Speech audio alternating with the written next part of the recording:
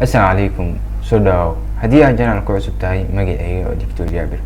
Maanta insha Allah tacaala waxaan ka hadlaynaa cuntooyinka u wanaagsan maamada uurka leh. Haddii ay haweeneyda uur qaado, waxaa jiro cuntooyin aad iyo aad ugu wanaagsan inay isticmaasho intii isticmaali lahayd cuntooyin aanan u fiicnayn. Haddaba waxaan kula wadaagi doonaa cuntooyinka u fiican maamada uurka leh. Lambarka koowaad wuxuu ahaa doonaa waxa la yiraahdo af Soomaaliga bataati macaan. Okay, bataati macaanka runtii waxaa laga helaa maadooyin badan oo ay ka mid yihiin maado la yiraahdo protein. Marka proteinkaas jirkeena wuxuu u bedelo doonaa vitamin A. So vitamin A na jirka muhiim ayuu u yahay maamada maamada uurka. Haddaba lambarka koowaad wuxuu noqon doonaa bataati macaanka. Lambarka labaad wuxuu ahaa doonaa eggs-ka ama ukunta runtii aad iyo aad ay muhiim u tahay because of waxaa ka buuxo borotiino aad u badan ayaa ka buuxo. Waxaana la yiraahdaa inta badan ukunta waxay muhiim u tahay cunuga caloosha ku jiro maskaxdiisa inay sameyso development. Okay, ilmaha markay caloosha ku jiraan waxay sameysmi doonaan waxaa jiro xilli la yiraahdo sameysmi doonaan maskaxda organiska xubnaha jirka bini'aadamka ay sameysmi doonaan.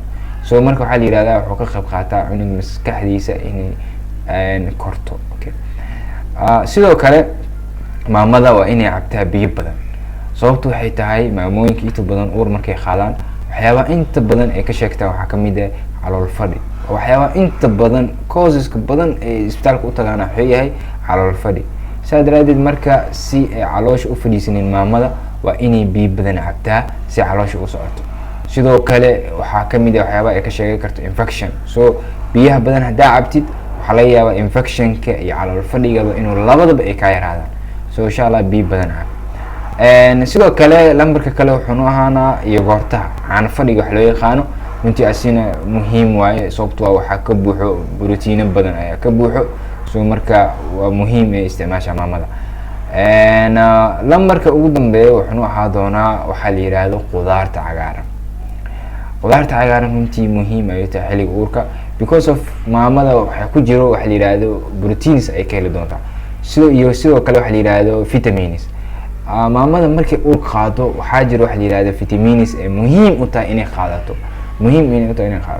Inta badan vitaminadaas waxaa qoro MCH ayaa laga qoraa ama isbitaalada ayaa laga soo qaataa. Marka hooyada markay uur qaado inta badan waxaa la talinaa inay markaas ku xirnaato MCH ama hospital. sababtoo ah markasta ay ku xirnaato MCH iyo markasta hospital ku xirnaato caafimaadkeeda waa lala socon doonaa. haddii cunugeeda cilad ku imaado, haddii ay dhibaato ku yimaado, haddii ay dhiig yari dhacdo because markasto checking ay lagu sameyn doonaa. So haddii aad tahay marka maamo uur leh ama maamo rajeynaysa inay uur qaado, waxyaabaha ugu muhiimsan aan kula talinayna waxay tahay inaa markasto MCH ama isbitaal ku xirnaato si caafimaadkaaga lala socdo kaaga iyo kan caloosha ku jiraba. So waxaan rajeynaa insha Allah tacaala inaa waxyaabo badan ka faa'iideyn ciwaankan.